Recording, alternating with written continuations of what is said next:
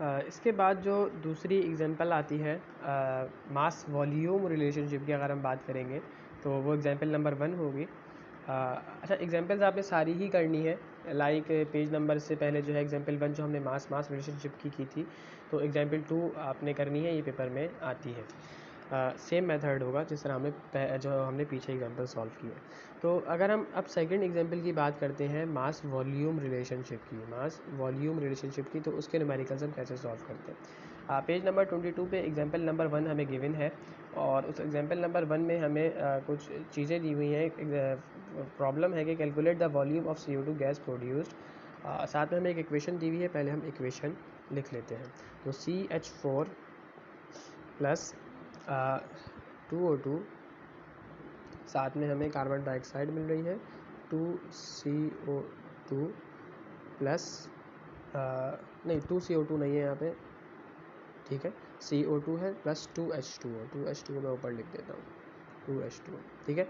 ये इक्वेशन हमारे पास मौजूद है, और गिवन डाटा हमें ये दिया हुआ है कि 20 ग्राम्स ऑफ मीथेन है, ठीक है, CH4 हमारे पास मौजूद है। तो अब इसको हम कैसे सॉल्व करेंगे? देखिए, अगर जब हमें मास वॉल्यूम रिलेशनशिप की बात की जाएगी ना, तो आसान तरीका ये है कि आप इसके पहले मोल्स निकालने हैं, पहले हम इसके मोल्स निकाल लेंगे। तो इस मीथेन का 1 मोल है, ऑक्सीजन के 2 मोल्स हैं, कार्बन का 1 मोल है, और वाटर के 2 मोल्स हैं, ठीक है। और हमें गिवन दिया हुआ है मीथेन का 20 ग्राम्स, हमें क्या गिवन दिया हुआ है 20 ग्राम्स मीथेन का। तो हम इसको मोल्स में कन्वर्ट कर लेंगे, ठीक है, जो 20 ग्राम्स है हम इसको मोल्स में कन्वर्ट कर लेंगे, और आसान सा फार्मूला होता है मोल्स का कि given mass upon molecular mass, ठीक है, given mass upon molecular mass.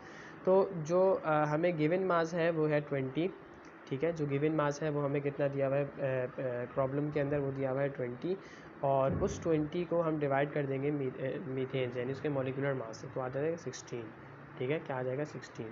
तो जब हम इसको डिवाइड करेंगे तो हम इसको 4 से डिवाइड कर लेते हैं, 5/4 आ जाएगा, 5/4 आएगा, तो वैल्यू क्या निकल के आएगी, ये चीज़ इंपॉर्टेंट है कि हम वैल्यू क्या बनाएंगे यहाँ पर। देखिए 4, इसका मतलब ये है कि 4 1 ज़ा 4 और 4 2 ज़ा 8, यानी वैल्यू जो है 1 और 2 के दरमियान में आएगी, ठीक है। 5/4 का मतलब ये है कि 5 4 से बड़ा है, ठीक है, और 4 1 ज़ा 4 होता है, 4 2 ज़ा 8 होता है, लिहाजा वैल्यू जो है 1 और 2 के दरमियान में होगी। अब 4 का मतलब क्या है कि 1 के 4 हिस्से, ठीक है, यानी 0.25 0.25 0.25 और 0.25, ठीक है।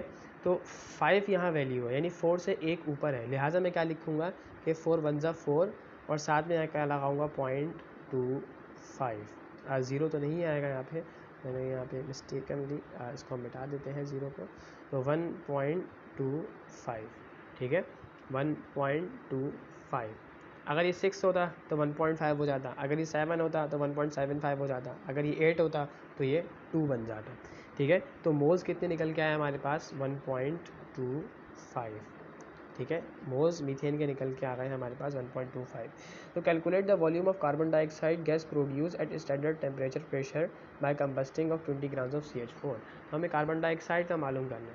देखो यहाँ पे क्या है कि 1 मोल जो है वो 1 मोल कार्बन डाइऑक्साइड प्रोड्यूस कर रहे हैं, लिहाजा 1.25 मोल्स कितने करेगा, ऑफ कोर्स कितने करेगा, 1.25 मोल्स को प्रोड्यूस करेगा। आसान सी चीज़ है। इसी 1.25 को फिर आप डायरेक्टली किससे मल्टीप्लाई कर देंगे, 22.4 डेसीमीटर क्यूब से।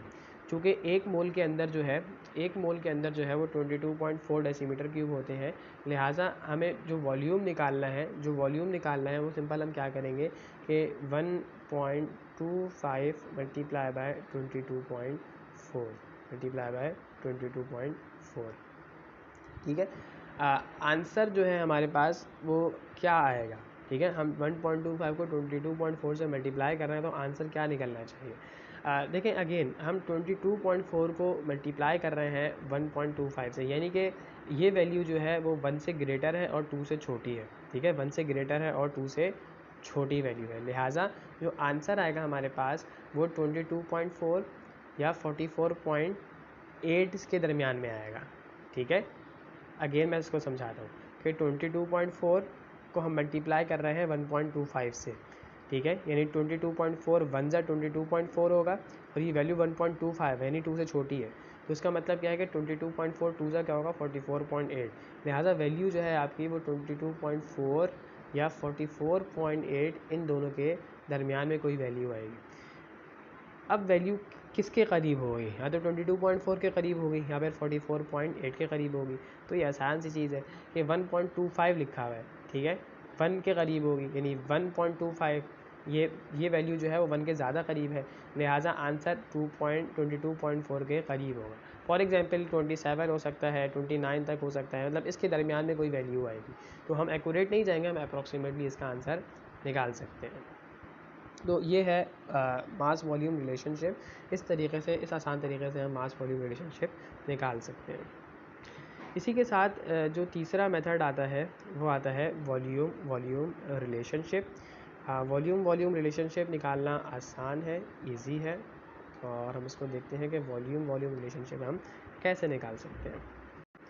अगर हम बात करेंगे वॉल्यूम रिलेशनशिप की, तो ये आसान चीज़ है। Example number 1, page number 24। What volume of oxygen at STP standard temperature pressure is required to burn 500 decimeter cube of ethene C2H4 gas? What volume of CO2 will be formed? Equation इन्होंने हमें दी हुई है C2H4 and plus 3O2, arrow है 2CO2 and साथ में plus, और क्या बन जाएगा 2H2। अगेन हम इसके मोल्स देख लेंगे, कितने मोल्स हैं। यहाँ पे 1 मोल है, यहाँ पे 3 मोल्स हैं, यहाँ पे 2 मोल्स हैं, यहाँ पे 2 मोल्स हैं।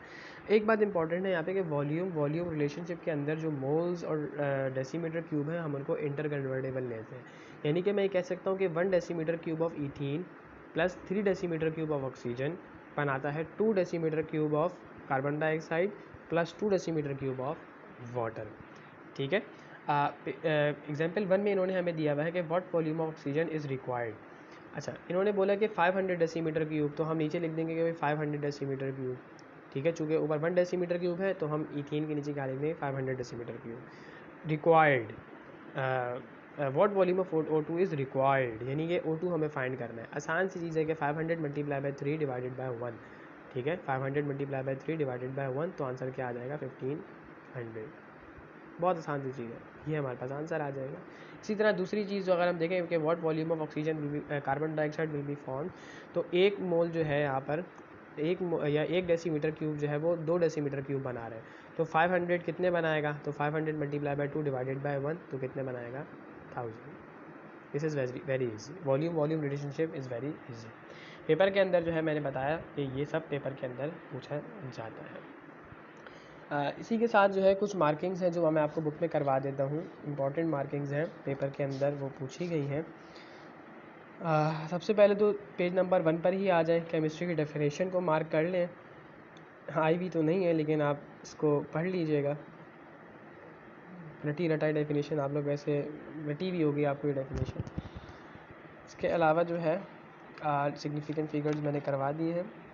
अच्छा, यहाँ पे जो है अगर आए पेज नंबर 8 के ऊपर, पेज नंबर 8 के ऊपर जो आपको एन लिखा हुआ है और करेक्टरिस्टिक्स दिए हुए हैं, ठीक है। एन लिखा हुआ है और करेक्टरिस्टिक्स दिए हुए हैं, तो इसको मार्क कर लें, ये पेपर में आया हुआ है, ठीक है। इसको मार्क कर लें, पेपर में आया हुआ है। दरअसल जो हम यहाँ पे जो एक्सपोनेंट्स हैं उनको ही क्या लेते हैं, करेक्टरिस्टिक ले रहे होते हैं। जो एक्सपोनेंट्स हैं उनको ही हम करेक्टरिस्टिक ले रहे होते हैं। आसान सी चीज़ है, लेकिन पेपर में आई हुई है, तो इसको आप मार्क कर लें।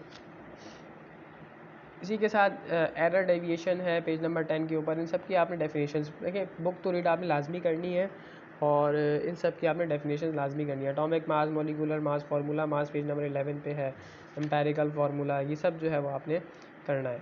अच्छा, ये एम्पेरिकल फार्मूला का जो न्यूमेरिकल है पेपर में, इतने बड़े, मतलब ये वाला जो न्यूमेरिकल्स हैं वो पेपर में नहीं पूछे जाते हैं, क्योंकि ये बहुत लेंदी न्यूमेरिकल्स हैं, ये बहुत ज़्यादा लेंदी न्यूमेरिकल्स हैं। जस्ट वो आपसे क्या पूछ लेगा कि जैसे आपने मोल रेशो है तो आपने सिंपल रेशो निकालना है, परसेंट कंपोजिशन दी हुई है तो आपने उससे मोल रेशो निकालना होगा। लेकिन फुली न्यूमेरिकल्स ये पेपर में नहीं पूछे जाते, क्योंकि बहुत लेंदी न्यूमेरिकल्स हैं। पेज नंबर 15 में मॉलिक्यूलर फार्मूला की डेफिनेशन दी हुई है, पहले ही पैराग्राफ में शुरू में लाइनों में दी हुई है, पेपर में आई हुई है। इसी तरह मोल्स और एवोगाड्रोस की डेफिनेशन पेपर में आती है। मोल क्या होता है, एवोगाड्रोस नंबर्स क्या होते हैं, ये सब डेफिनेशन आप पढ़ते हुए आ रहे हैं। जस्ट पेपर में डेफिनेशन पूछते हैं इसकी। अजम्पशंस पेज नंबर 19 पर आ जाए। Important assumptions for stoichiometric calculations यहाँ पे 2 दी हुई हैं। Reactors are completely converted into products and no side reaction occurs, मैंने आपको मेंशन भी करवाया है। इसी तरह पेज नंबर 22 पे मास वॉल्यूम रिलेशनशिप के अंदर जो आपको पैराग्राफ दिया हुआ है उस पैराग्राफ को मार्क कर लें, ये पेपर में आया हुआ है। और पेज नंबर 24 के ऊपर जो है वो वॉल्यूम रिलेशनशिप के अंदर जो लॉ दिया हुआ है आपको, वो भी पेपर के अंदर वॉल्यूम रिलेशनशिप के पैराग्राफ में नीचे में जो गेल-लुसास लॉ है वो पेपर में एमसीक्यू से पूछा गया है। लिमिटिंग रिएक्टेंट की जो न्यूमेरिकल्स हैं वो पेपर में नहीं आते हैं, जस्ट डेफिनेशन आपने करनी है। लिमिटिंग रिएक्टेंट की जो वो रिएक्टेंट जो रिएक्शन को लिमिट कर देता है, रिएक्शन को स्टॉप कर देगा, पहले कंज्यूम हो जाएगा, that is called limiting reactant. तो चैप्टर 1 हमारे यहाँ कंप्लीट होता है। इसके बाद इंशाल्लाह हम चैप्टर नंबर 2 स्टार्ट करेंगे।